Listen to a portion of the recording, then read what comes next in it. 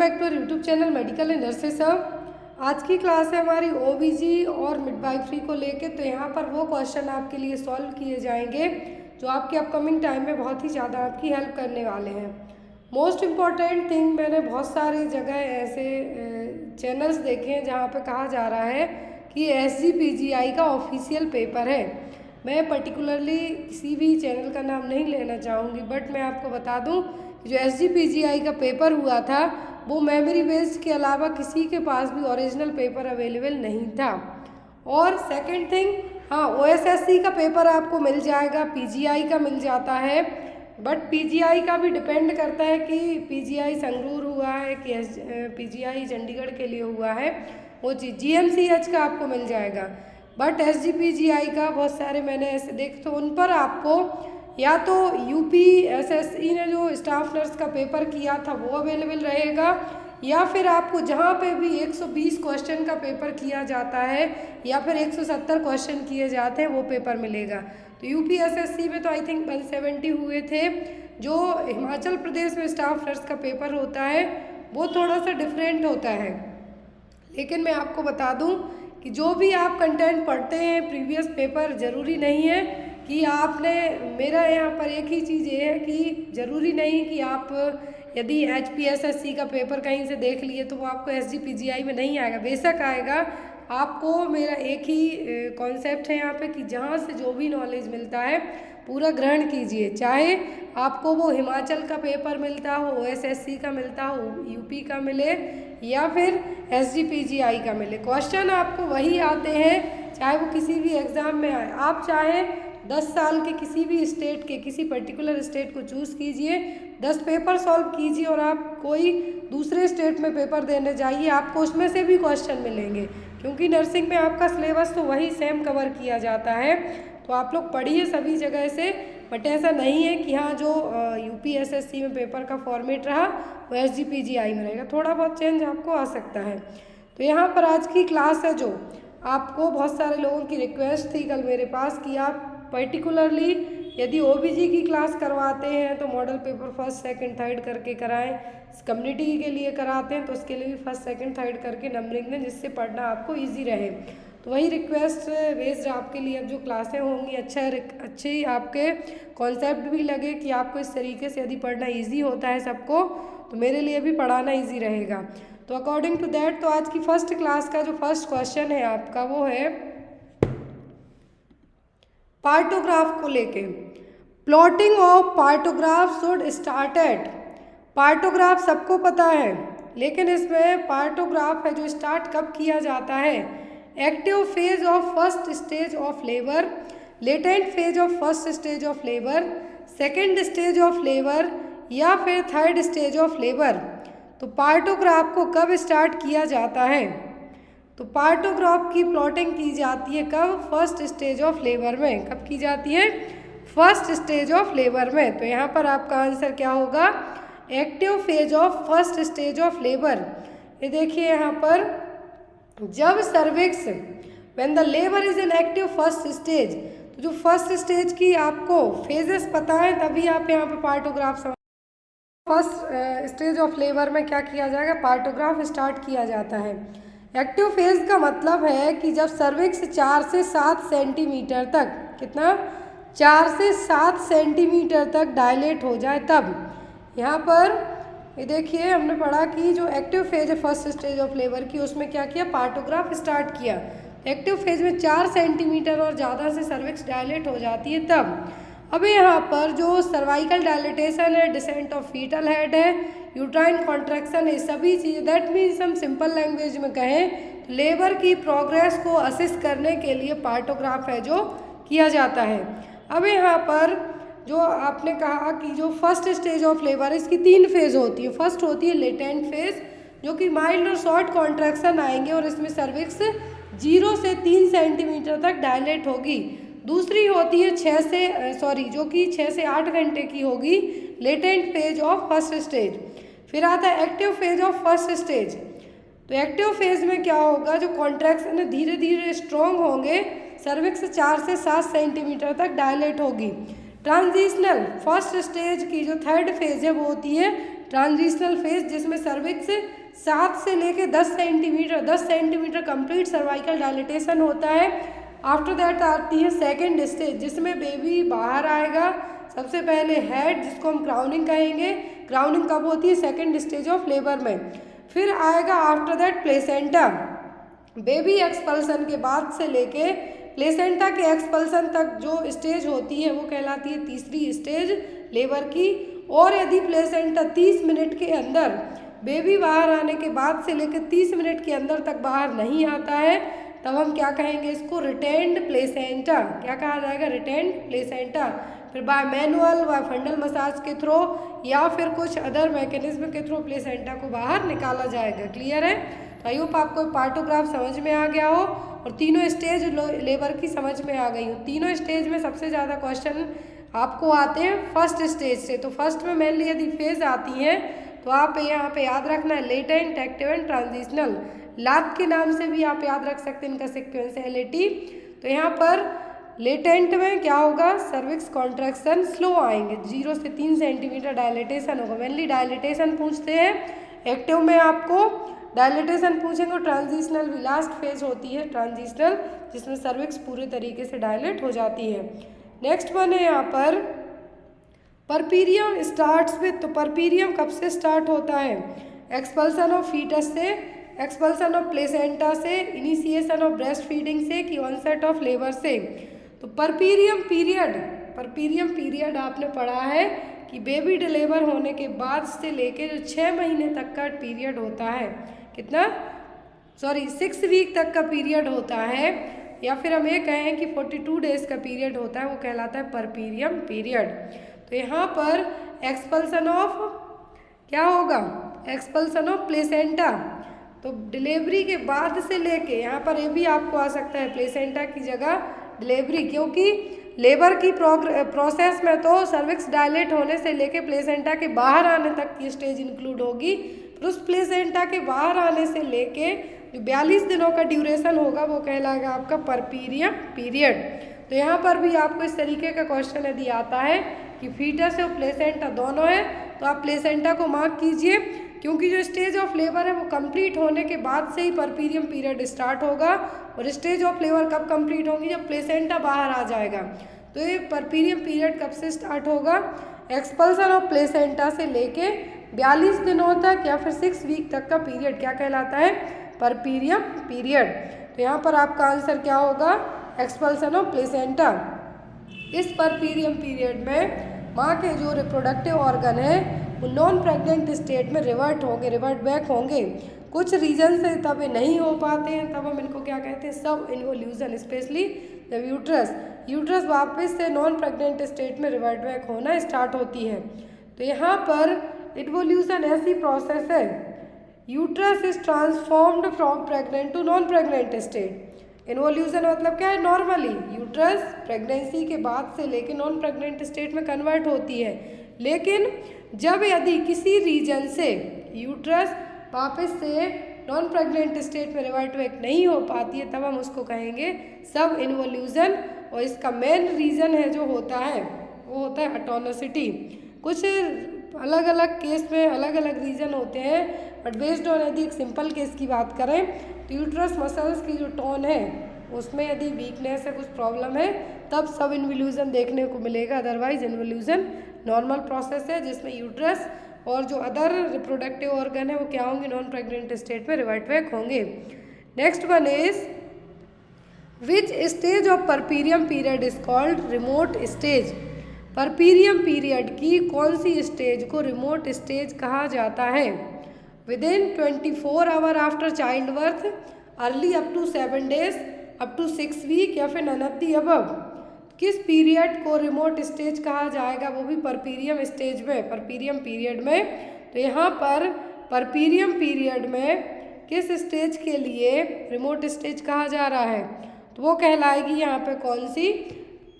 Up to 6 weeks तक की। कितनी? अप टू 6 वीक की। ये देखिए stage of puerperium, stage of puerperium, जैसे अभी आपने फेज ऑफ फर्स्ट स्टेज की पढ़ी, वैसे ही परपीरियम में मतलब प्लेसेंटा बाहर आ गया है, उसके बाद से जो परपीरियम पीरियड स्टार्ट हुआ है, तो 6 वीक का पीरियड टाइम पीरियड दिया गया है, इसमें 42 दिनों का ड्यूरेशन दिया गया है।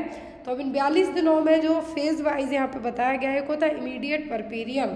क्या है? इमीडिएट परपीरियम या फिर पोस्ट पार्टम पीरियड।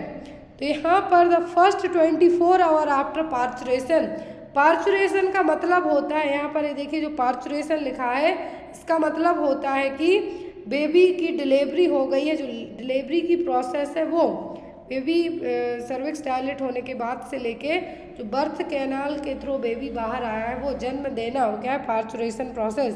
तो after 24 hour parturition when acute post anaesthetic और पोस्ट डिलीवरी कॉम्प्लिकेशन में अकर, तो इस टाइम पर एनेस्थीसिया के कारण या फिर कुछ पोस्ट डिलीवरी कॉम्प्लिकेशन आते हैं, तो क्या है? Immediate puerperium. फिर आता है अर्ली, जो कि first week of postpartum period के पहले वीक को ही क्या कहा गया? अर्ली।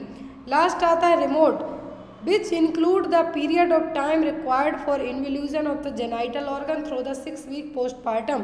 तो यही कि रिमोट परपीरियम का मतलब क्या है? जब 42 डेज और 6 वीक अप टू 6 वीक तक है जो पोस्ट पार्टम पीरियड, इसमें पूरे नॉन प्रेग्नेंट स्टेट में जेनाइटल ऑर्गन रिवर्ट बैक होते हैं, वो कहलाएगी आपकी क्या? Remote stage. जो फर्स्ट है यहाँ पर 24 आवर आफ्टर चाइल्ड बर्थ, तो इमीडिएट परपीरियम में आएगा। दूसरी है अर्ली अप टू 7 डेज, तो ये आएगी आपकी किस में? अर्ली परपीरियम में। यदि रिमोट स्टेज पूछें तो अप टू 6 वीक। क्लियर है? फर्स्ट ऑप्शन है क्या है? ये है आपका इमीडिएट परपीरियम, सेकेंड ऑप्शन है अर्ली परपीरियम, थर्ड ऑप्शन है remote stage. Next one is the failure of uterus to its normal sizes. यदि किसी कारण से यूट्रस वापस से अपने नॉर्मल शेप में नहीं जा पाती है, तो वो क्या कहलाएगा? इन्वोल्यूशन, सब इन्वोल्यूशन, रिट्रैक्शन या फिर ऑल ऑफ दी अबव। तो यूट्रस यदि नॉर्मल से अपने वापस शेप में नहीं जा पाती है, तो वो कहलाएगा सब इन्वोल्यूशन। क्या कहलाएगा? सब इन्वोल्यूशन। इन्वोल्यूशन का मतलब है कि वापस चली गई, सब इन्वोल्यूशन जोड़ दिया तो मतलब कि वापस से नहीं जा रही है। इसके कुछ कारण होते हैं। ग्रैंड मल्टीपैराइटी, मतलब 4 से ज़्यादा बार डिलीवरी हो गई हो। Over distension of uterus as in twins and hydramnios, यदि हाइड्रोमनियोस या फिर ट्विन प्रेगनेंसी हुई है तो भी। मैटरनल हेल्थ के कारण भी, सिजेरियन डिलीवरी में यूट्राइन प्रोलैप्स हो गया है तो, या फिर एग्रीवेटिंग फैक्टर्स या फिर रिटेंड प्रोडक्ट्स ऑफ कॉन्सेप्शन, मतलब रिटेंड प्लेसेंटा हो गया, एंडोमेट्राइटिस हो गया, कुछ भी रीज़न हो सकते हैं सब इन्वोल्यूशन के लिए, स्पेशली यहाँ पे जो बताए गए हैं वो।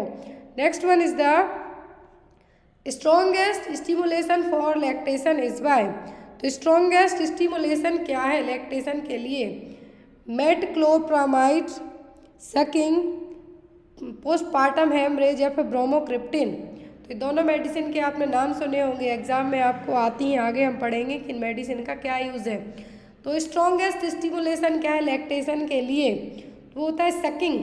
क्या है? सकिंग। बेबी जितना ज़्यादा सक करेगा उतना ज़्यादा उसको ब्रेस्ट मिल्क आएगा, तो ये क्या है? Strong stimulation. और किस तरीके से लैक्टेशन क्या करेगा? सकलिंग यहाँ पे हेल्प करेगा। तो यहाँ पर लैक्टेशन की 5 स्टेज होती हैं। एक होती है मेमोजेनेसिस। क्या है? मेमोजेनेसिस की जब breast development of breast to a functional state, जब ब्रेस्ट फंक्शनल स्टेट में आए तब। दूसरा लैक्टोजेनेसिस, जब ब्रेस्ट मिल्क में मिल्क का सिंथेसाइजेशन और सीक्रेशन हो, कहाँ पर? एल्वियोलाई में। फिर होता है गैलेक्टोकाइनेसिस।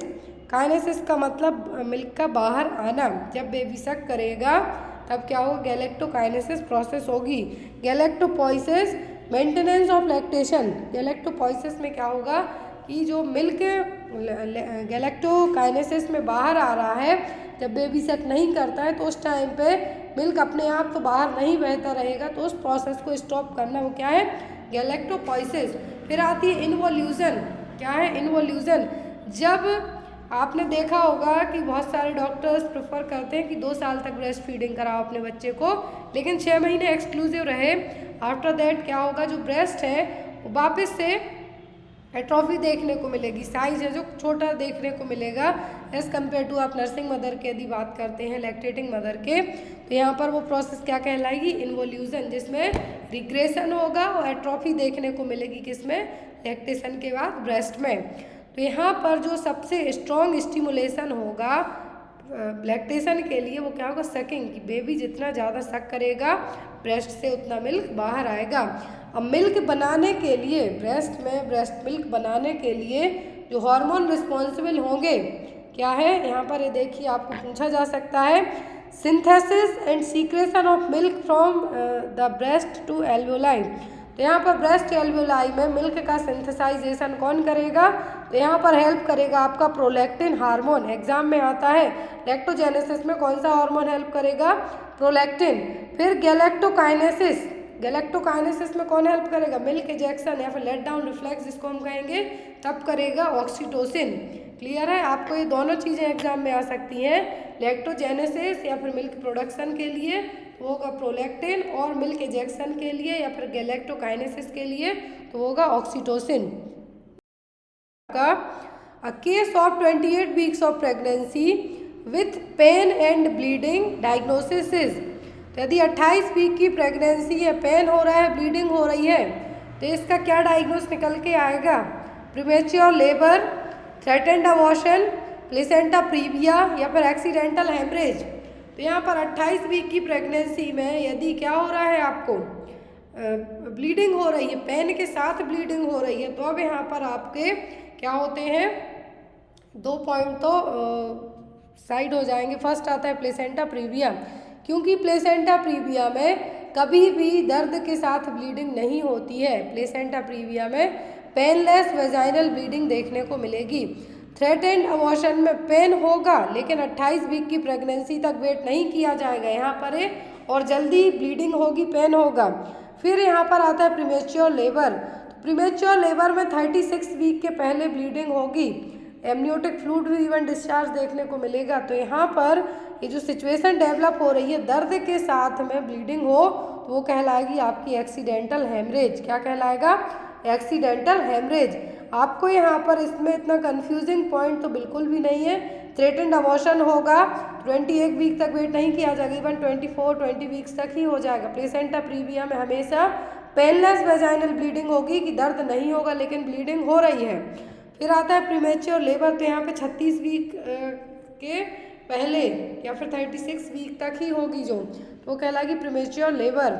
यहाँ पे आपको कॉन्ट्रैक्शन आएंगे, बहुत ज़्यादा पेन होगा लेकिन ब्लीडिंग होगी, लेकिन प्रीमेच्योर लेबर में पहले आपको एमनियोटिक फ्लूइड का डिस्चार्ज भी देखने को मिलेगा। तो यहाँ पर आपका जो आंसर आएगा वो होगा एक्सीडेंटल हेमरेज। क्लियर है। और जो placenta previa second half of pregnancy में देखने को मिलेगा, इसका मेन साइन आप याद रखें कि वेजाइनल ब्लीडिंग होगी लेकिन बिना किसी पेन के, दर्द के। Next one is the after delivery the dose of tablet calcium carbonate with vitamin D3 is. तो डिलीवरी के बाद है जो विटामिन D3 और कैल्शियम का कितना डोज दिया जाएगा, 1 tablet a day for 6 month, 2 tablet a day for 6 month, 2 tablet day for 9 month या फिर 3 टैबलेट डे फॉर 6 मंथ। तो यहाँ पर 6 महीने तक दी जाती हैं और 2 टैबलेट दी जाती हैं। तो यहाँ पर याद रखना है कैल्शियम कार्बोनेट की 2 टैबलेट 6 महीने तक विटामिन D3 के साथ में दी जाती हैं। इस तरीके से डॉक्टर प्रिस्क्राइब करेंगे आपको। अभी मार्केट में अलग अलग नाम से अवेलेबल होती हैं, तो यहाँ पर आप ऐसा नहीं कि यही आपको दी जाए। Next one is the oxytocin challenge test is contraindicated in all except. Oxytocin challenge test सभी केस में कॉन्ट्राइंडिकेट रहेगा किसी एक को छोड़कर। Previous to caesarean section, history of preterm labour, breech presentation या फिर प्लेसेंटा प्रीविया। तो ऑक्सीटोसिन चैलेंज टेस्ट को स्ट्रेस टेस्ट भी कहा जाता है। और ये कुछ केस में क्या होता है कि यदि किसी में प्रीमेच्योर बर्थ के साइन रहे हो, प्लेसेंटा प्रीविया रहा हो या फिर वासा प्रीविया, सर्वाइकल इनकॉम्पिटेंस, कुछ ऐसी सिचुएशन रही हो जिसमें आप ऑक्सीटोसिन चैलेंज टेस्ट नहीं कर सकते हैं, तो ये क्या रहेगा, यहाँ पर कॉन्ट्राइंडिकेट रहेगा। लेकिन ब्रीच प्रेजेंटेशन में ऑक्सीटोसिन चैलेंज टेस्ट कॉन्ट्राइंडिकेट नहीं रहेगा। क्या है? ऑक्सीटोसिन चैलेंज टेस्ट कॉन्ट्राइंडिकेट नहीं रहेगा। तो यहाँ पर प्रीवियस 2 सिजेरियन सेक्शन हुए हैं तो ऑक्सीटोसिन चैलेंज टेस्ट है जो नहीं किया जाएगा। जो ऑक्सीटोसिन चैलेंज टेस्ट है जो कि एक डायग्नोस्टिक टेस्ट होता है कि प्लेसेंटल इनसफिशियंसी तो नहीं है, किसी भी यूट्राइन कॉन्ट्रैक्शन को लेके कि यूट्राइन कॉन्ट्रैक्शन आते हैं मान लीजिए, तो यहाँ पर इस टेस्ट के थ्रू पता किया जाएगा कि जो फीटल का वेट है या फिर तो कॉन्ट्रैक्शन आते हैं वो झेलने की कंडीशन में है या नहीं। तो ऑक्सीटोसिन चैलेंज टेस्ट यदि प्रीटर्म लेबर की हिस्ट्री रही हो तब नहीं किया जाएगा। इसके पहले 2 सर्जरी LSCS के थ्रू बेबी हुआ हो तब भी नहीं किया जाएगा, या फिर मल्टीपल जेस्टेशनल रहे हो तब भी नहीं किया जाएगा। सर्वाइकल इनकॉम्पिटेंस का मतलब होता है कि जो सर्विक्स है, सर्विक्स का जो सर्वाइकल ओस है वहाँ पर क्या हो, बहुत ही ज़्यादा वीकनेस हो जिसके कारण प्रीमेच्योर बेबी तक हो सकते हैं। सर्वाइकल सर्कुलेज के थ्रू उसको ट्रीट किया जाता है, तो इस केस में भी नहीं किया जाएगा। लेकिन यदि ब्रीच प्रेजेंटेशन है तो OCT टेस्ट है जो किया जा सकता है, जिसमें एटलीस्ट 3 से 10 मिनट तक, जिसको एक तरीके से हम ये कहेंगे इसमें ऑक्सीटोसिन चैलेंज टेस्ट में क्या किया जाता है, निपल स्टिमुलेशन करके चेक किया जाता है कि एडिक्वेट कॉन्ट्रैक्शन 3 से 10 मिनट के अंदर आते हैं या नहीं। 3 कॉन्ट्रैक्शन एटलीस्ट 10 मिनट के अंदर आते हैं नहीं। तो यहाँ पर ब्रीच प्रेजेंटेशन में कर सकते हैं, बाकी ये सभी हाई रिस्क प्रेगनेंसी हैं तो इसमें नहीं किया जाएगा। Next one is which of the following haemoglobin value denotes anaemia in a pregnant women. ये आपकी नर्सिंग का टॉप का क्वेश्चन है, किसी भी ANM GNM BSc या फिर हर एक एग्जाम में आपको आ सकता है कि हीमोग्लोबिन वैल्यू कितने से कम हो प्रेगनेंसी में, तब हम इसको एनीमिया कंसीडर करेंगे। जब हीमोग्लोबिन लेवल लेस देन 11% हो, 12% हो, 9% हो कि 13% हो, तो यदि प्रेगनेंसी में हीमोग्लोबिन लेवल कितने से कम हो तब उस केस को आप एनीमिया कंसीडर करेंगे। इसीलिए पूरी प्रेगनेंसी भर फॉलिक एसिड और आयरन की टैबलेट दी जाती हैं ताकि माँ बच्चे दोनों को हम एनीमिया से प्रिवेंट कर सकें, स्पेशली माँ को, क्योंकि ब्लीडिंग होगी डिलीवरी के टाइम पर और माँ को एनीमिया की कंडीशन डेवलप होगी। तो यहाँ पर और ड्यूरिंग डिलीवरी जो प्रेगनेंसी टाइम उसमें भी एनीमिया हो सकता है। तो यहाँ पर प्रेगनेंसी में जब हीमोग्लोबिन वैल्यू 9 से कम हो, क्या हो, 9 से कम हो, तब इस केस को आप क्या कहेंगे, एनीमिया। तो अकॉर्डिंग टू WHO के तो यहाँ पे कंसीडर तो किया जाता है 11 को, कितने को, 11 को कंसीडर किया जाएगा कि जब हीमोग्लोबिन वैल्यू कितनी हो, 11 से कम हो तब कंसीडर किया जाएगा इसको। लेकिन एक इसमें आएगा आपका माइल्ड टू मॉडरेट। यहाँ पे स्टार्टिंग तो होती है आपकी माइल्ड से ही, इसीलिए मैंने यहाँ पे 9% को ऐड किया। और WHO की जो टेबल है जो रिलीज़ की गई थी कि एनीमिया कब कंसीडर किया जाएगा, तो यदि हीमोग्लोबिन वैल्यू लेस देन 11 ग्राम पर DL हो तब इसको क्या कहेंगे हम, एनीमिया। लेकिन 9 से 11 कितना, 9 to 11 तक होता है तभी माइल्ड में चला जाएगा आपका। मॉडरेट में 7 to 9, सीवियर में 4 to 6.9 और सीवियर में वेरी सीवियर एनीमिया में लेस देन 4 ग्राम पर DL। ऐसे केस में सीवियर और वेरी सीवियर एनीमिया में टैबलेट काम नहीं करती है, इंजेक्टेबल आयरन आपको एडमिनिस्टर करना पड़ता है। Next one is the high risk of the following will not be identifies at high risk. तो यहाँ पर इनमें से कौन सा है जो हाई रिस्क प्रेगनेंसी में आइडेंटिफाई नहीं किया जाएगा। G2P1 A0 L1 38 week with previous LSCS, G1 P0 A0 L0 34 weeks with preeclampsia, G1 P0 A0 L0 38 weeks and height 156 centimetre या फिर नन ऑफ दी अबव। तो अब यहाँ पे आपको उतना अपना दिमाग लगाने की ज़रूरत ही नहीं है इस क्वेश्चन में। हाई रिस्क प्रेगनेंसी आपको पता होंगी तो आप बता सकते हैं कि किस केस में चांस रहेंगे। यदि पहले LSCS हुआ हो, 38 वीक की प्रेगनेंसी हो, एक लाइव चिल्ड्रन हो, प्रेजेंट में एक हो, सेकेंड टाइम आप ग्रेविडा है तो पहले LSCS हुआ है तो हाई रिस्क में चला जाएगा। प्री एक्लैम्प्टिक है मदर तो भी हाई रिस्क में जाएंगे आप, एक्लैम्प्टिक है तो जाएंगे, एक्टोपिक प्रेगनेंसी है तो जाएंगे, या फिर जो हाई ब्लड प्रेशर की सिचुएशन एक्लेम्सिया प्री एक्लेम्सिया दोनों रहती हैं तो जाएंगे। लेकिन यहाँ पर और यदि माँ को जो बेबी की पोजीशन है उस पर भी डिपेंड करेगा कि हाई रिस्क प्रेगनेंसी में या नहीं। एमनियोटिक पॉलीहाइड्रोमनियास या फिर हाइड्रोमनियास की सिचुएशन तो नहीं है, तो ये सब हाई रिस्क में जाएंगे।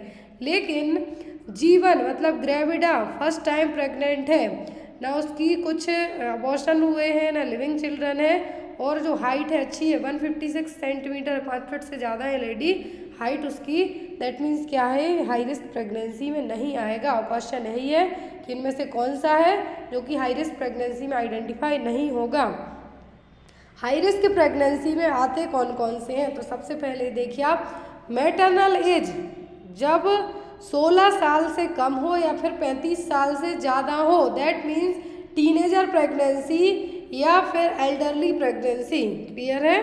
टीनेजर मतलब एडोलेसेंट पीरियड में 18 साल के पहले ही प्रेग्नेंट हो जाना, टीनेजर प्रेगनेंसी में आएंगी। यदि क्रोनिक डिसीज़ हो, कोई बीपी बढ़ता हो, डायबिटिक हो, रीनल डिसीज़ या फिर थायराइड डिसऑर्डर हो, तो वो भी हाई रिस्क में जाएंगी। प्री एक्लेम्सिया में हो, एक्लेम्सिया हो, RH आइसोइम्यूनाइजेशन हो, या फिर पहली हिस्ट्री जो प्रीवियस हिस्ट्री रही हो, यूट्रस में ही बच्चे की डेथ हो जाती है, इसको हम स्टिल बर्थ कहेंगे, वो हिस्ट्री रही हो तो भी हाई रिस्क में जाएगा। IUGR हो, यदि बेबी ग्रोथ रिटार्डेड हो तब भी रहेगी। मतलब कि मल्टीपल जेस्टेशन 2 से ज़्यादा हो, ट्विन प्रेगनेंसी हो, सर्वाइकल इनकॉम्पिटेंस रही हो पहले हिस्ट्री, तो ये सभी चीज़ें यदि रही हो तब ये हाई रिस्क प्रेगनेंसी में कंसीडर की जाएंगी। लेकिन 38 वीक का जेस्टेशनल पीरियड, 156 सेंटीमीटर हाइट है, फर्स्ट टाइम प्रेग्नेंट हुई है, तो यहाँ पे कोई हाई रिस्क नहीं रहेगा। Clear? Next one is insertion of PPIUCD is done after delivery, तो postpartum intrauterine contraceptive device, postpartum intrauterine contraceptive device है जो डिलीवरी के कितने टाइम के बाद इंसर्ट की जाएगी, within 72 hour, within 48 hour, within 7 hour या फिर विदिन 14 आवर। तो PPIUCD को डिलीवरी के 48 घंटे के अंदर ही हम क्या कर सकते हैं, एडमिनिस्टर कर सकते हैं और इंसर्ट कर सकते हैं। अब यहाँ पर कुछ केस में 10 मिनट के बाद ही कर सकते हैं कि प्लेसेंटा बाहर आया उसके बाद, या फिर किसी किसी में 48 घंटों के बाद। फिर यहाँ पर सिजेरियन सेक्शन हुआ है, सिजेरियन सेक्शन हुआ है तो ट्रांस सिजेरियन सेक्शन में कर सकते हैं, या फिर डिलीवरी के 4 वीक के बाद भी कर सकते हैं। और सबसे पहले आपको ध्यान रखना है, सबसे पहले PPIUCD 2007 से इंसर्ट करना स्टार्ट की गई थी, इसके पहले इसको इंसर्ट नहीं किया गया था। Clear? Next one is new non hormonal contraceptive pills available in government institution, तो नई हार्मोनल कॉन्ट्रासेप्टिव पिल्स है जो कि गवर्नमेंट इंस्टीट्यूट में अवेलेबल है, वो कौन सी है? ऑप्शन में है यहाँ पर छाया, माला डी, माला एन या फिर अंतरा, ये सभी कॉन्ट्रासेप्टिव मेथड है। नॉन हार्मोनल मतलब जिसमें हार्मोन्स नहीं है, और क्या कॉन्ट्रासेप्टिव पिल है, गवर्नमेंट में अवेलेबल है। माला डी है, माला एन है, अंतरा है, लेकिन छाया सेंट्रोक्रोमन है, यहाँ पर इसमें कोई भी हार्मोन्स अवेलेबल नहीं होते हैं। जो नई इंट्रोड्यूस की गई है वो है अंतरा। अंतरा प्रोग्राम के तहत DMPA, जो DMPA है 3 महीने में इंजेक्ट की जाने वाली कॉन्ट्रासेप्टिव है। छाया वंस अ वीक की जाती है, ध्यान से देखिए, छाया वंस अ वीक पिल है, हफ्ते में एक बार एक पिल लेना है। प्रोजेस्टेरॉन ओनली पिल है जो कि लैक्टेटिंग मदर के लिए है। जो न्यू फैमिली प्लानिंग प्रोग्राम के तहत नई कॉन्ट्रासेप्टिव इंड्यूस की गई वो बताई जा रही हैं कि यदि नॉन हार्मोनल कॉन्ट्रासेप्टिव पूछे तो वो छाया सेंट्रोक्रोमन गवर्नमेंट में अवेलेबल है जो हॉस्पिटल है। अंतरा जो कि गवर्नमेंट इंस्टीट्यूशन में नई लाई गई हार्मोनल कॉन्ट्रासेप्टिव है, जिसमें क्या है DMPA जो कि हर 3 महीने में इंजेक्ट की जाने वाली इंट्रामस्कुलर दी जाएगी। छाया पिल में आएगी, नॉन हार्मोनल है। प्रोजेस्टेरॉन ओनली पिल या फिर मिनी पिल जिसको हम कहेंगे होगी लैक्टेटिंग मदर के लिए। क्लियर? और यहाँ पर जो माला डी और माला एन है ये तो आती हैं एग्जाम में आपको, इसमें ethanol levonorgestrel and ethanol estradiol का डोज आपको पूछा जा सकता है। तो जो ministry of health and family welfare है यहाँ पर इसने 2 टाइप की low dose oral contraceptive pill लाई थी, कौन सी, माला एन और माला डी। इनके बीच में एक ही सिंपल सा डिफरेंस है, वो ये है कि दोनों का जो कंपोजिशन है, जो हार्मोनल कंपोजिशन है वो सेम है। लेवोनोजेस्ट्रॉल 0.15 mg और इथेनॉल एस्ट्राइडल 0.03 mg है। माला डी माला एन दोनों के पैकेज में टोटल 28 पिल्स आती हैं, जिसमें 21 ओरल कॉन्ट्रासेप्टिव पिल रहेंगी, 7 ब्राउन फिल्म रहेंगी जो कि आयरन की फेरस फ्यूमरेट रहेंगी, जिसमें 60 mg फेरस फ्यूमरेट रहेगा। अब यहाँ पर एक ही सिंपल सा डिफरेंस है कि माला एन फ्री सप्लाई की जाती हैं, जबकि माला डी को 3 रुपये में मार्केट प्राइस पे भी अवेलेबल किया जा सकता है। क्लियर है? इसका एक ही डिफरेंस यही है कि माला एन फ्री ऑफ कॉस्ट है, जबकि माला डी को 3 रुपये पर पैकेट के हिसाब से खरीदा जा सकता है। Next one is the What is the term used to define care given to baby who required only initial step of resuscitation? तो कौन सा टर्म यूज़ किया जाएगा जब बच्चे को इनिशियल स्टेप ऑफ रिससिटेशन किया जा रहा हो? Routine care, observationary care, post resuscitation care या फिर नन ऑफ द अबव? तो आफ्टर डिलीवरी के बाद है जो बेबी को तुरंत रिससिटेट किया जा रहा है, तो जो स्टेप है वो क्या कहलाएंगे? वो कहलाएगा यहाँ पर आपका ऑब्जर्वेशनरी केयर या फिर ऑब्जर्वेशन केयर। यहाँ पर इनिशियल स्टेप होते हैं रिससिटेशन के, वो क्या होते हैं? Heat loss prevention. सबसे पहले जैसे ही बेबी डिलीवर होता है, यदि आपने ड्यूटी की हो हॉस्पिटल में, लेबर रूम में, लेबर वार्ड में, तो यहाँ पर जैसे ही बेबी डिलीवर होता है उसको कॉर्ड कट करने के पहले ही उसको पूरा एक टॉवल में रैप कर दिया जाता है। क्यों? ताकि हम बेबी को हीट लॉस से बचा सकें। यहाँ पर प्लेस ऑन वार्मर में रख सकते हैं, ड्राई द न्यूबॉर्न कर सकते हैं, रिमूव वेट टॉवल। सेकंड होता है आपका ओपनिंग ऑफ एयरवे। बेबी का सबसे पहले जो न्यूबॉर्न बेबी हुआ है उसको क्या किया जाएगा? सक्सनिंग की जाएगी। एयर वे ओपन करने के लिए सक्सनिंग की जाएगी, और जो सक्सनिंग पहले होगी मुंह में, देन नोज में। क्यों? ताकि जो भी फ्लूइड भरा हो एस्पिरेट ना कर पाए, इसीलिए सक्सनिंग पहले आप मुंह में करेंगे, देन नोज में करेंगे। यदि ज़रूरत पड़ी तब इंट्यूबेट करेंगे बेबी को। फिर इन्फेंट का आप ब्रीदिंग, हार्ट रेट, कलर मतलब अबगार स्कोरिंग पूरा चेक करेंगे। तो ये पूरी प्रोसेस क्या कहलाती है? Observation care. क्लियर है? Next one is how many days umbilical cord fall in normal full term healthy newborn? तो full term healthy newborn baby की अम्बिलिकल कॉर्ड कितने दिनों के बाद अपने आप गिर जाएगी? 0 to 3 डेज में, 3 से 5 दिन में, मोर देन 7 डेज या फिर मोर देन 14 डेज। तो अम्बिलिकल कॉर्ड अपने आप से कब गिर जाती है? 3 से 5 दिन के अंदर ही। कैसे? 3 से 5 दिन के अंदर ही। अब एक क्वेश्चन और आपको एग्जाम में आता है कि अम्बिलिकल कॉर्ड है जो बेबी के अम्बिलिकस में लगी हुई है आफ्टर डिलीवरी के बाद, यदि बेबी ने कुछ अपने हाथ से ही कुछ बच्चे इवन डिलीवरी होने के बाद ही इतने शैतानी होते हैं कि वो, या फिर हमें कहते नॉटी हो सकते हैं कि वो खुद से ही खींच लेते हैं। जैसे ही उनका टमी पे अम्बिलिकस पे हाथ पड़ा, खींच लेते हैं।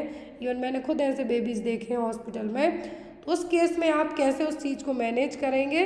तो वहाँ पर ना तो आपको ब्लीडिंग के लिए आप क्या कर सकते हैं, जो क्लीन स्टाइल गॉजेस से ब्लीडिंग स्टॉप कर सकते हैं।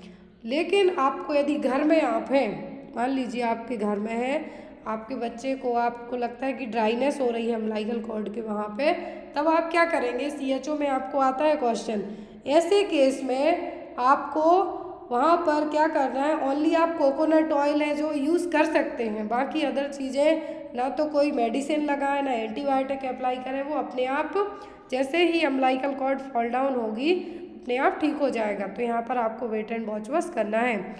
नेक्स्ट एंड गोल्डन क्वेश्चन है नर्सिंग का, हर एक एग्जाम में आता है। Good attachment sign of breast feeding are all except, सभी गुड अटैचमेंट साइन है ब्रेस्ट फीडिंग के किसी एक को छोड़कर। Baby's mouth widely open, lower lip turn inward, baby's chin touch breast, या फिर majority of areola is inside baby's mouth. Good attachment sign सब हैं किसी एक को छोड़कर। गुड अटैचमेंट साइन में फर्स्ट आता है कि babies mouth widely open, baby अपना मुंह वाइडली ओपन करेगा। लोअर लिप टर्न आउटवर्ड, जो लोअर लिप पे बाहर की तरफ रहेगा। बेबी का चिन माँ के ब्रेस्ट को टच करेगा। एरियोला सबसे मेजर, जो सबसे ज़्यादा पार्ट होगा एरियोला का, बेबी के माउथ में होगा। तो ये क्या है? गुड अटैचमेंट साइन होगा। सो बेस्ड ऑन ऑप्शन आपका सही आंसर क्या होगा? यहाँ पर एक्सेप्ट करके क्वेश्चन पूछा है तो आप मार्क करेंगे lower lip turn inward. Lower lip बाहर की तरफ होगा, ना कि अंदर की तरफ। यहाँ पे इन्वर्ट कहा है कि अंदर की तरफ होगा, लेकिन गुड अटैचमेंट साइन में ब्रेस्ट फीडिंग में जो लोअर लिप होता है बाहर की तरफ होगा। ये देखिए गुड अटैचमेंट साइन में नोज़ क्लोज रहेगी, सकिंग पैटर्न अच्छा होगा। फिर यहाँ पर बेबी का लार्ज माउथ एज ओपन होगा, बेबी की जो चिन है ब्रेस्ट को टच करेगी। फिर यहाँ पर जब बेबी फीडिंग फिनिश करेगा तो अपने से ही ब्रेस्ट को छोड़ देगा। पेन फ्री फीडिंग करवा पाएंगे आप, कि ऐसा नहीं कि आप ब्रेस्ट फीडिंग करा रहे हैं तो आपको पेन हो रहा है, तो यहाँ पर एक पेन फ्री आप क्या करेंगे, फीडिंग करवा सकते हैं। तो गुड अटैचमेंट साइन में मेन यही है कि बेबी का मुंह वाइडली ओपन होगा, लोअर लिप आउटवर्ड होगा, बेबी का चिन टच करेगा ब्रेस्ट को, बेबी का मुंह ज़्यादा एरियोला बेबी के मुंह में रहेगा। आपका fertilization of 2 different ovum released in same cycle is known as. कुछ रेयर केस में ऐसा होता है कि एक ही टाइम पे जब आपके पीरियड्स आए तो उस टाइम पर 2 ओवम रिलीज हो गए, लेकिन उनका फर्टिलाइजेशन एक ही बार में हो गया, तो ये क्या कहलाएगा, सुपरफिटेशन, सुपरफिकेंडेशन, या फिर फीटस अकार्डियाकस, या फिर फीटस पेपरिकेकस। तो ये क्या कहलाएगा कि जब 2 डिफरेंट ओवम एक ही साइकिल में रिलीज होते हैं लेकिन उनका फर्टिलाइजेशन एक ही बार में हो जाए तो वो कहलाएगा क्या, सुपरफिकेंडेशन। क्या कहलाएगा, सुपरफिकेंडेशन। ये देखिए यहाँ पर। फिर आता है सुपरफिटेशन। सुपरफिटेशन में fertilization of 2 ovum in different cycle. तो यहाँ पर जो सुपरफिकेंडेशन है, सुपरफिकेंडेशन में क्या होगा कि जो 2 ओवम है यहाँ पर एक ही साइकिल में रिलीज हुए उनका फर्टिलाइजेशन हो गया, लेकिन फिटेशन है, सुपरफिटेशन में ऐसा नहीं होगा। 2 अलग अलग साइकिल में यहाँ पर कहा है कि फर्स्ट मंथ पीरियड आए, ओवम रिलीज हुआ, आपने इंटरकोर्स किया, फर्टिलाइजेशन हो गया, इवन आपको पता भी नहीं चला। दूसरा टाइम आपका पीरियड्स आता है, आपने सेक्स किया, आपका जो ओवम रिलीज हुआ उसका भी फर्टिलाइजेशन हो गया, तो 2 हो गए यहाँ पे। तो जब यहाँ पे सुपरफिटेशन के केस में जो बेबी होते हैं उनमें इस तरीके से गैप हो गए, 4 वीक का गैप होगा। क्यों? क्योंकि 2 डिफरेंट साइकिल में ओवम रिलीज हुए, इनका फर्टिलाइजेशन हुआ है, 2 अलग अलग उसमें डिफरेंट साइकिल में, तो यहाँ पर एज भी इस तरीके से होगी। क्लियर है? आपको याद रखना है कि सुपरफिकेंडेशन में एक ही साइकिल में 2 ओवम रिलीज होते हैं और उनका फर्टिलाइजेशन होता है, तो बेबी की जो एज होगी, जेस्टेशनल पीरियड होगा बच्चों का, वो दोनों सेम होगा। लेकिन सुपरफिटेशन में ऐसा नहीं होगा, एटलीस्ट 4 वीक तक का गैप रहेगा ही, क्योंकि एक साइकिल में एक ही ओवम रिलीज हुआ, लेकिन 2 अलग अलग टाइम में आपने सेक्स किया तो फर्टिलाइजेशन होगा जब, तो वो क्या कहलाएगा, superfetation. Next one is cord prolapse is defined as. तो कॉर्ड प्रोलैप्स का मतलब यहाँ पे क्या है, when size of cord is short, cord having multiple infection condition, cord is located outside the vulva, या फिर cord is lying inside the vagina. Cord prolapse का मतलब यहाँ पे क्या होगा, कॉर्ड प्रोलैप्स का मतलब यहाँ पे होगा कि जब लोकेट आउटसाइड द वल्वा, जब कॉर्ड क्या हो, वल्वा के बाहर दिख रही हो तब। क्लिनिकल टाइप होते हैं यहाँ पर, ओवर कॉर्ड में क्या होगा, लाइज इनसाइड द वेजाइना और आउटसाइड द वल्वा, जब यहाँ पर मेम्ब्रेन रप्चर हुई हो तब।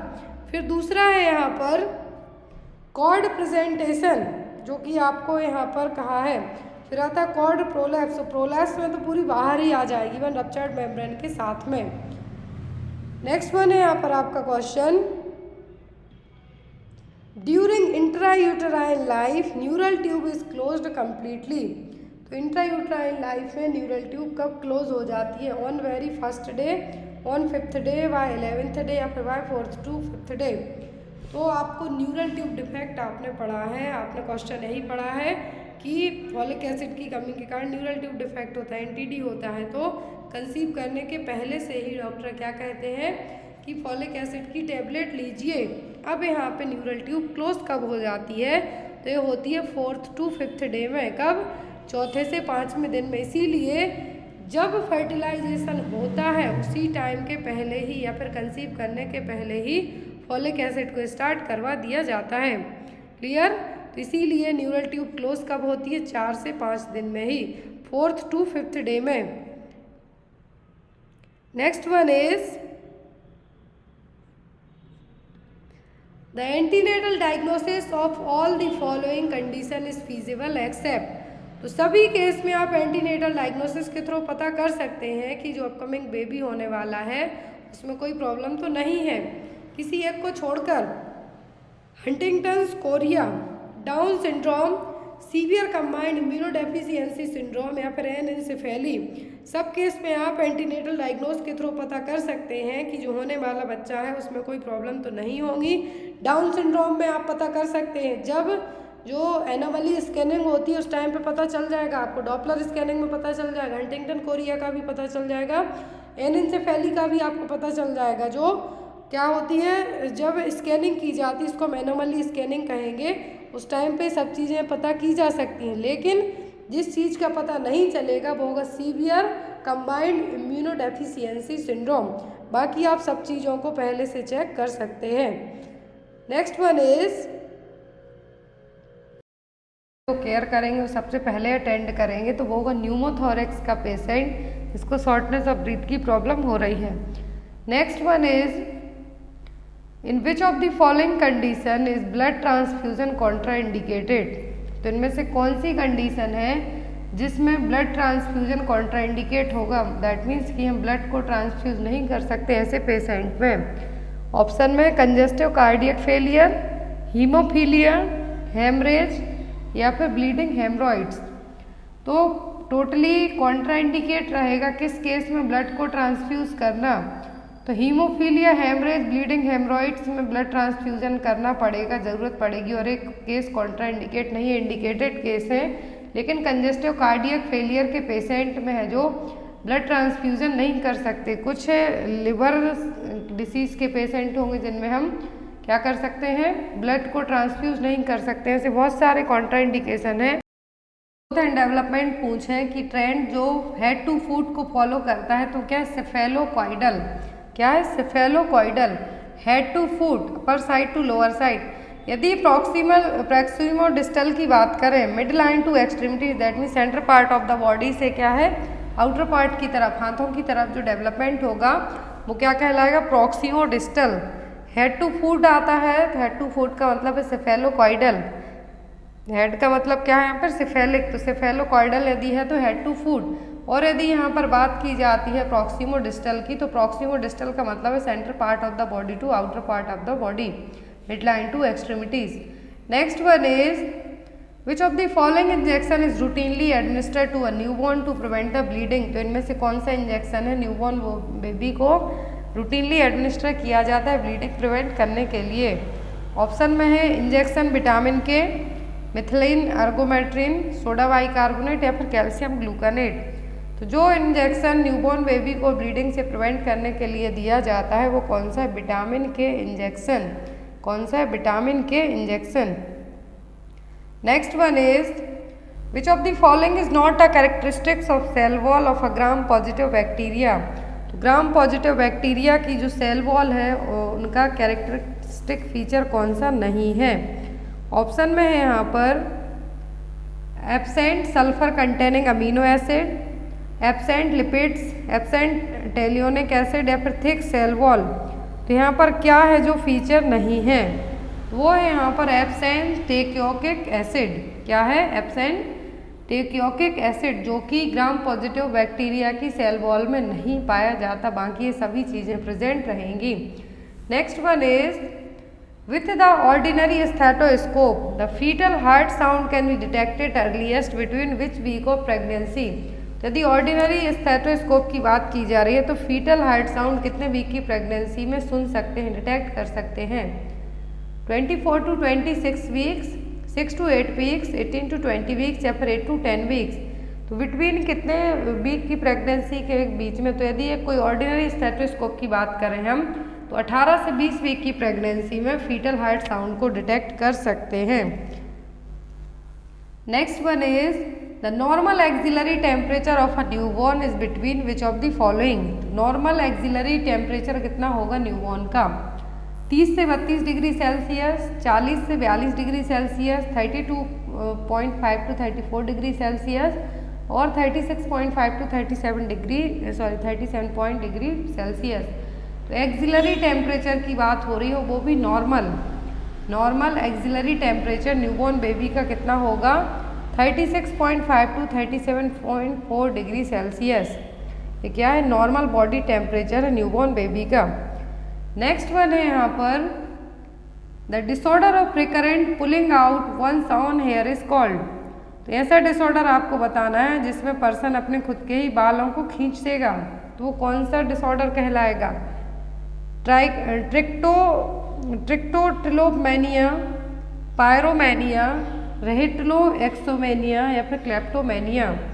तो यहाँ पर कौन सा डिसऑर्डर है जिसमें पर्सन अपने खुद के बाल है जो खींचेगा।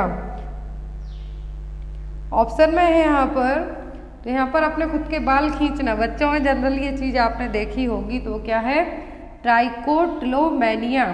क्लेप्टोमेनिया का मतलब होगा चोरी करना, एक तरीके से किसी की बिना परमिशन के, बिना किसी प्रॉफिट के वहाँ से सामान को चुराना, स्टील करना। बहुत सारे लोगों की हैबिट में होगा, होटल्स में जाते हैं जब क्या करते हैं, वहाँ पर जो भी आपको सामान दिया जाता है, टॉयलेट की एक्सेसरीज दी जाती हैं, ब्रश दिया जाता है, टूथपेस्ट दिया जाता है, आप लोग सब अपना उठा के ले आते हैं, तो वो क्या है एक तरीके की आपको बीमारी होना भी कह सकते हैं। तो यहाँ पर वो क्या है क्लेप्टोमेनिया, खुद के अपने अच्छे बाल खींचना, वो क्या कहलाएगा ट्राइकोटिलोमेनिया। तो यहाँ पर मेनिया वर्ड दैट मीन्स एक तरीके का क्या है आपकी मेंटली प्रॉब्लम ही है, लेकिन बच्चों में हम इसको मेंटल प्रॉब्लम नहीं कहेंगे। बच्चों में जनरली जब वो फ्रस्ट्रेट होते हैं, इरिटेट होते हैं, तब देखने को मिलेगा। Next one is which of the following test can be used to diagnose pregnancy on the day first of missed period. तो यदि 28 डे की आपकी मेंस्ट्रुअल साइकिल है और यदि आपका पीरियड्स आना है आफ्टर 28 डेज के बाद, तो यदि आपकी डेट है मान लीजिए 5 जुलाई और आपका पीरियड्स 5 जुलाई को नहीं आया है, आपका एक ही दिन बस मिस होता है, जो टेस्ट के थ्रू हम प्रेगनेंसी डायग्नोज कर सकते हैं, तो वो कौन सा टेस्ट होगा 2 side sandwich immunoassay, direct latex agglutination test, agglutination inhibition test या फिर एंजाइम लिंक्ड इम्यूनोएसे एलिजा। तो यहाँ पर एक ही दिन यदि मिस होता है पीरियड का, तो कौन से टेस्ट से हम प्रेगनेंसी डायग्नोज कर सकते हैं, तो वो है 2 साइड सैंडविच इम्यूनोएसे टेस्ट, जिससे हम डायग्नोज कर सकते हैं कि प्रेग्नेंट है या नहीं। ओनली सिंगल डे बस यदि पीरियड्स मिस रहा है तो। Next one is cold application is also called as. तो कोल्ड एप्लीकेशन का दूसरा नाम क्या है टेंस, ऑक्यूप्रेशर, क्रायोथेरेपी या फिर फिजियोथेरेपी। तो कोल्ड का मतलब होता है क्रायो, क्या है क्रायो, कुछ टिश्यूज़ को बाहर निकालने के लिए, रिमूव करने के लिए जो थेरेपी दी जाती है उसको हम क्या कहते हैं कोल्ड एप्लीकेशन और क्रायोथेरेपी। क्या होगी cryotherapy. Next one is what is the average incubation period of chicken pox. तो चिकन पॉक्स का एवरेज इंक्यूबेशन पीरियड कितना होता है 30 to 35 डेज, 1 to 2 डेज या फिर 25 to 30 डेज और 7 to 12 डेज। तो चिकन पॉक्स का जो पॉजिटिव एजेंट है क्या वेरिसेला वायरस। यहाँ पर वेरिसेला, जिसमें वेरिसेला चिकन पॉक्स का दूसरा नाम क्या है वेरिसेला भी, जिसको हम कहेंगे हाईली कंटेजियस डिसीज है। इंक्यूबेशन पीरियड का मतलब है कि वेरिसेला आपकी बॉडी में एंटर हो गया, आपकी बॉडी ने जो भी साइन सिम्टम्स हो किए वो क्या कहलाएगा यहाँ पर इंक्यूबेशन पीरियड। और चिकन पॉक्स का कितना होता है 7 to 12 days, 1 week to 2 week भी हम कह सकते हैं। नेक्स्ट है यहाँ पर जो स्कैब का फॉर्मेशन होता है वो भी चिकन पॉक्स के जो ब्लिस्टर फॉर्म होते हैं उन्हीं में देखने को मिलेगा। Next one is which of the following is a long term effect of medical complication of alcoholism. तो यहाँ पर कौन सा है जो यदि लंबे टाइम तक आपने दारू पी, लंबे टाइम तक दारू पी उसके बाद आपको मेडिकल कॉम्प्लिकेशन होगा, तो उसके लिए हम क्या कहेंगे डेलीरियम ट्रेमर्स, कोर्साकॉफ साइकोसिस, डिप्रेशन या फिर पेरोनिया। तो यहाँ पर वर्निक्स कोर्साकॉफ साइकोसिस नाम हमने पढ़ा है, दोनों चीज़ें देखने को मिलेगी, लेकिन कोर्साकॉफ साइकोसिस है जो मोस्टली देखने को मिलेगी किसमें, जिस पर्सन ने यदि सडनली क्या कर दिया हो, लोग लॉन्ग टर्म तक, ऐसा नहीं कि 8-10 दिन शराब पिए और उनको कोर्साकॉफ साइकोसिस हो जाए, और जो लोग लॉन्ग टर्म तक क्रॉनिक टाइम तक क्या कहेंगे एल्कोहलिज्म का मतलब है यहाँ पर शराब पिएंगे, दारू पिएंगे, तो उसके बाद जो यहाँ पर डेलीरियम ट्रेमर्स है विड्रावल सिम्टम है। जब उनकी शराब अचानक से आप छुड़वा देते हैं तो जो उनकी बॉडी रिएक्ट करेगी वो क्या होगा, डेलीरियम ट्रेमर्स। लेकिन यहाँ पर यदि कॉम्प्लिकेशन की बात की जाए एल्कोहलिज्म की, यदि विड्रावल सिम्टम पूछते हैं एल्कोहलिज्म का तो वो होगा delirium tremors, option number A. लेकिन यदि कॉम्प्लिकेशन पूछते हैं मेडिकल कॉम्प्लिकेशन तो एल्कोहलिज्म का वो क्या होगा, कोर्साकॉफ साइकोसिस। अब यहाँ पर जो लोग लंबे टाइम तक क्या करेंगे, शराब पिएंगे, दारू पिएंगे, तो उनमें थियामिन की कमी होगी, और जब थियामिन की कमी होगी तो ब्रेन के जितने भी टिश्यूज होंगे उनमें इस्कीमिया होगी, सेल डेथ देखने को मिलेगी, जिसके कारण वर्निक्स, जिसमें जनरली एक तरीके की क्या है, कन्फ्यूजनल स्टेट है, ऑप्थेल्मोप्लेजिया देखने को मिलेगा, अटैक्सिया देखने को मिलेगा।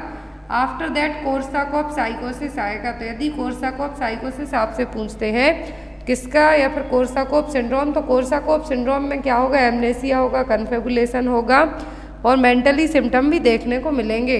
तो कोर्साकॉफ साइकोसिस क्रोनिक एल्कोहलिज्म का कॉम्प्लिकेशन है और डेलीरियम ट्रीमर्स विड्रावल सिम्टम है एल्कोहलिज्म का। यदि कोई लंबे टाइम से शराब पी रहा है, उसकी अचानक से आप शराब छुड़वाते हैं किसी भी मेडिसिन के थ्रू, तो उसकी बॉडी कुछ रिएक्ट करेगी, या फिर आप उसको पीने ही नहीं देंगे तो उसकी बॉडी के जो सिम्टम्स शो होंगे वो क्या कहलाएंगे, विड्रावल सिम्टम्स, और वो क्या होगा, डेलीरियम ट्रिमर्स।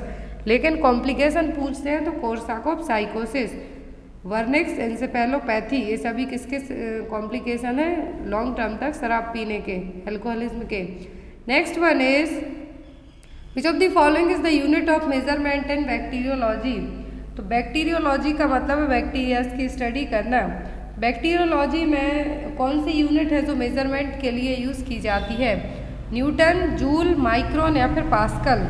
जितने भी बैक्टीरिया हैं उनकी साइज या फिर यूनिट हम किस में मापते हैं, तो हम मापते हैं माइक्रोन में। किस में मेज़र करते हैं, माइक्रोन में। Next one is dusky hue of the vestibule and anterior vaginal wall due to local vascular congestion, it is called as. तो यहाँ पर एक क्या है, प्रोबेबल साइन दिए हुए हैं प्रेगनेंसी के, क्या है, प्रोबेबल साइन ऑफ प्रेगनेंसी हैं। तो जिनमें से एक पूछा है यहाँ पर कौन सा, कि जो एंटीरियर वेजाइनल वॉल है डस्की ह्यू, दैट मीन्स यहाँ पर क्या है, कुछ साइन है जो देखने को मिल रहे हैं, तो वो क्या कहलाएगा, जिसमें वेजाइनल वॉल कैसी है, डस्की ह्यू। और क्यों है, क्योंकि ज़्यादा वेस्कुलराइजेशन हुआ है ब्लड सप्लाई के कारण। तो ये कौन सा साइन है, ह्यूमन्स, चैडविक, ओसिएंडर या फिर गॉडेल साइन। तो यहाँ पर जो साइन है वो क्या है, चैडविक साइन। कौन सा साइन है, चैडविक साइन, जिसको हमें भी कह सकते हैं bluish vaginal tissue.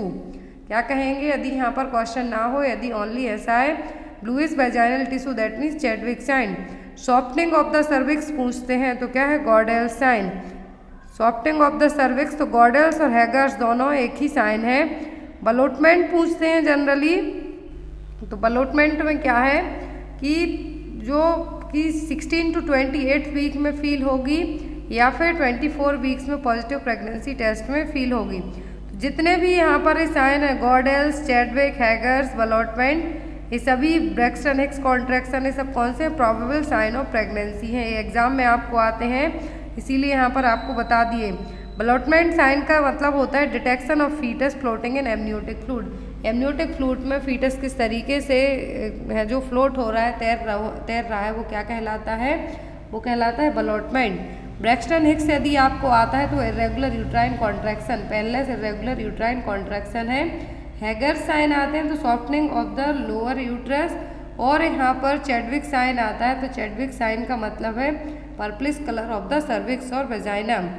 Next one is which of the following is not an anti conversion drug. इस टाइप के क्वेश्चन एग्जाम में आते हैं, इनमें से कौन सी है जो एंटी कन्वर्जन ड्रग नहीं है। ऑप्शन में है यहाँ पर यूथोक्सिमाइड, फेनिटोइन, फिनोबार्बिटॉन या फिर नॉरट्रिप्टेलिन। तो जो मेडिसिन है यहाँ पर कौन सी नहीं है, तो यहाँ पर यूथोक्सिमाइड, फेनिटोइन और फिनोबार्बिटॉन क्या है, एंटी कन्वर्जन ड्रग है। लेकिन जो नहीं है वो क्या है, नॉरट्रिप्टेलिन। नॉरट्रिप्टेलिन है जो कि जनरली मार्केट में पैम्योलर नाम से अवेलेबल होती है, और डिप्रेशन, न्यूरोपैथिक पेन, ADHD और स्मोकिंग सजेशन और एंजाइटी को ट्रीट करने के लिए यूज़ की जाती है। तो यहाँ पर आपको याद रखना है कि जो और ये जो मेडिसिन है ये generally try cyclic anti depressant medicine है। तो यहाँ पर जो एंटी कन्वल्सेंट नहीं है वो क्या है, nortriptyline a tricyclic antidepressant है, जो कि डिप्रेशन, एंजाइटी और ADHD को ट्रीट करने में यूज़ होती है। Next one is absolute inability to conceive for one or more reason implies. तो कंसीव ना कर पाना एक या फिर कुछ और रीजन हो सकते हैं, एक भी प्रेगनेंसी कंसीव ना की हो तो क्या कहलाएगा, इम्पोर्टेंस, इनफर्टिलिटी, फर्टिलिटी या फिर स्टेरिलिटी। तो यहाँ पर एक भी बच्चा कंसीव ना कर पाना, इनेबिलिटी टू एब्सोल्यूट इनेबिलिटी मतलब कभी भी कंसीव नहीं किया है, तो ये क्या कहलाएगा। तो यहाँ पर जो ऑप्शन में है ये सभी आपको मिलते जुलते लगेंगे, लेकिन ऐसा नहीं है। इम्पोर्टेंस का मतलब होता है जनरली इम्पोर्टेंस मैन में देखने को मिलेगी, और इसमें कुछ फिजिकल इश्यूज के कारण भी इम्पोर्टेंस हो सकती है। हिंदी में कहें तो इसको हम क्या कह सकते हैं, नपुंसकता।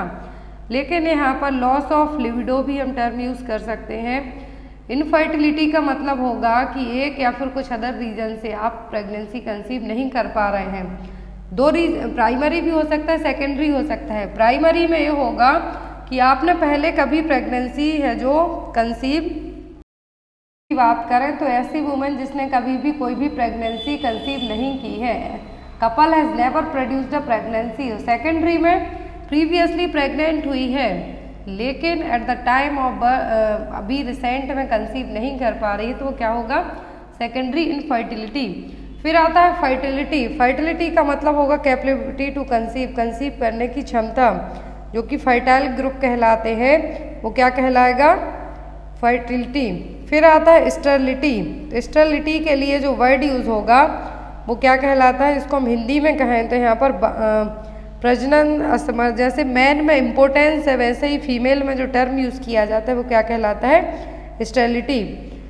Next one is what is the site of preferred pain when pain is arising from the cervix. तो जब पेन आपको सर्विक्स के यहाँ से हो रहा है तो कौन सी साइट आप प्रेफर करेंगे, upper sacral region, above the mid inguinal point, anterior and medical aspect of thigh या फिर लोअर सैक्रल रीजन। तो जब भी पेन सर्विक्स के यहाँ से अराइज हो रहा है तो कहाँ से है, जो कौन सा पेन कहलाएगा, कहलाएगा अपर सैक्रल रीजन पेन। कौन सा होगा, upper sacral region pain. Next one is omega sign is seen in which of the following. Omega sign है किस टाइप के पेशेंट में देखने को मिलेगा, ऑप्शन में एंजियस पेशेंट में, डिल्यूट पेशेंट में, नेगेटिविस्टिक पेशेंट में या फिर डिप्रेस्ड पेशेंट में। तो ओमेगा साइन है जो किस टाइप के पेशेंट में देखने को मिलेगा, तो ओमेगा साइन देखने को मिलता है जनरली डिप्रेशन के पेशेंट में। किन में देखने को मिलेगा, डिप्रेशन के पेशेंट में। तो माथे पर एक तरीके से हम ये कह सकते हैं कुछ फोल्ड देखने को मिलेंगे, हॉरिजॉन्टल क्रीज देखने को मिलती है। यहाँ पर एक इमेज के थ्रू आपको इजीली ये चीज़ है। ओमेगा साइन उसी टाइप से यहाँ पर ये देखिए आईब्रोज के यहाँ पर जो आपको साइन दिख रहा है इसको कहा गया है omega sine. Vertical wrinkling between the eyebrows joint at the top bye horizontal crease. तो यहाँ पर ये देखिए वर्टिकल तरीके से जो रिंकल्स हैं आईब्रो के बीच में और जो हॉरिजॉन्टल क्रीज के थ्रू क्या हो रहे हैं, ज्वाइन हो रहे हैं, इनको क्या कहा गया, ओमेगा साइन। और दूसरे यहाँ पर जो साइन देखने को मिलते हैं इनके लिए क्या कहा गया है, मीडियली अपवर्ड बैरागुथ साइन और ब्लैक एरो। तो ये दोनों टाइप के साइन यहाँ पे बताए हुए, ओमेगा और बैरागुथ साइन। तो ये दोनों किस में देखने को मिलते हैं, डिप्रेशन के पेशेंट में। ये जो यहाँ पर साइन आपको इस तरीके से दिख रहा है उठा हुआ सा, तो जो ओमेगा का आपने मार्क देखा है, निशान देखा है, लोगो देखा है, उसी टाइप से तो ये किस में देखने को मिलता है, डिप्रेशन के पेशेंट में। Next one is compression of bleeding carotid artery immediately leads to. तो कंप्रेशन ऑफ ब्लीडिंग, यदि कैरोटिड आर्टरी में ब्लीडिंग हो रही है तो क्या रीजन क्रिएट कर सकती, loss of sense of smell, blindness, stroke या फिर वॉमिटिंग। तो स्ट्रोक की जो सिचुएशन होती है वो कैरोटिड आर्टरी में ब्लीडिंग के कारण होती है। तो यहाँ पर जो सिचुएशन डेवलप होगी कैरोटिड आर्टरी में ब्लीडिंग के कारण तो वो क्या होगी, stroke. Next one is prolapse of the uterus with inversion of the entire vagina is termed as. तो यदि यूट्रस पूरी प्रोलैप्स हो जाती है विथ वेजाइना के यूट्रस पूरी वेजाइना के बाहर आ जाती है, तो ये क्या कहलाएगा? Nulliparous prolapse, uterovaginal prolapse, complex prolapse या फिर प्रोसीडेंटिया। तो ये क्या कहलाएगा? ये कहलाएगा प्रोसीडेंटिया, जिसमें यूट्रस यूट्रस प्रोलैप्स होगी एंटायर वेजाइना के बाहर आपको देखने को मिलेगी, तो क्या कहलाएगा? प्रोसीडेंसिया। क्या हुआ है? Prolapse of the uterus with eversion of the entire vagina के, तो क्या टर्म यूज किया जाएगा? Procidentia. Next one is which of the following is not characteristic of endogenous endogenous depression. Depression के जनरली दो टाइप होते हैं, एंडोजीनस एंड एक्सोजीनस डिप्रेशन। तो यहाँ पर एंडोजीनस डिप्रेशन का यहाँ पर कौन सा साइन नहीं है? ऑप्शन में है यहाँ पर a better feeling when in solitude, feeling of more sadness during the morning, feeling of more sadness during the evening या फिर हैविंग सुसाइडल टेंडेंसी। तो जो डिप्रेशन होता है टू टाइप का होगा, कौन सा? एंडोजीनस और एक्सोजीनस डिप्रेशन। तो एंडोजीनस और एक्सोजीनस डिप्रेशन में से यहाँ पर जो कहा गया है कि एंडोजीनस का कैरेक्टर नहीं है, तो जो एंडोजीनस डिप्रेशन का कैरेक्टर नहीं है वो क्या है यहाँ पर? वो है फीलिंग ऑफ मोर सैडनेस। क्या है? Feeling of more sadness during the evening. ये किस में देखने को मिलेगा? ये देखने को मिलेगा जो एक्सोजीनस डिप्रेशन होंगे उसमें। एंडोजीनस और एक्सोजीनस डिप्रेशन में क्या होगा कि जो एंडोजीनस डिप्रेशन होंगे इसमें पर्सन को बेटर फील होगा यदि वो अच्छे इन्वायरमेंट में चले जाते हैं, उनको सैडनेस जनरली मॉर्निंग टाइम में फील होगी, सुसाइडल टेंडेंसी के ख्याल भी उनके दिमाग में आएंगे, जिसमें एंडोजीनस में। और इस टाइप के पर्सन में जनरली केमिकल का इम्बैलेंस तो होगा ही, साथ ही साथ इनमें अपने जीने की क्षमता भी वो खत्म करना चाहते हैं। लेकिन जो एक्सोजीनस होते हैं वो कुछ एक्सटर्नल, किसी की लव्ड वन की डेथ हो जाए या फिर कुछ इस तरीके के कारण होंगे। लेकिन सबसे ज़्यादा जो दोनों टाइप के डिप्रेशन कभी कभी पर्सन में एक सेम टाइम में भी देखने को मिल सकते हैं, एंडोजीनस और एक्सोजीनस। और जो एंडोजीनस है ज़्यादा खतरनाक है एज़ कम्पेयर टू एक्सोजीनस के, क्योंकि एक्सोजीनस वाले पर्सन में जो डिप्रेशन होता है वो मेडिसिन के थ्रू ठीक हो जाता है, लेकिन जो एंडोजीनस वाले पर्सन होते हैं इनमें सीधे सुसाइड करने के थॉट्स ही दिमाग में आना स्टार्ट हो जाते हैं, तो ये ज़्यादा डेंजर होगा एज़ कम्पेयर टू एक्सोजीनस के। Next one is oedema is the sign in which of the following nutritional disorder. तो ओडीमा किस न्यूट्रिशनल डिसऑर्डर का साइन है? मरासमस, क्वासियोरकर, न्यूट्रिशनल ड्वार्फिज्म या फिर अंडरवेट। ओडीमा देखने को मिलता है क्वासियोरकर के पेशेंट में। किसमें? क्वासियोरकर के पेशेंट में, जो एक डिफरेंट क्रिएट करेगा जो साइन, वो क्या होगा? ओडीमा और swelling. Next one is Willis Ekbom syndrome is also known as. तो इसका आंसर आप लोग कमेंट बॉक्स में देंगे। विलिस एगबॉम सिंड्रोम है जो, और क्या नाम से जाना जाता है? Dart syndrome, Ganser syndrome, Kleine Levin syndrome या रेस्टलेस लेग सिंड्रोम। तो इसका आंसर आप लोग कमेंट बॉक्स में देना, जो नेक्स्ट क्लास होगी उसमें इसका आंसर आपको बताया जाएगा। Thank you for watching us, bye bye, have a good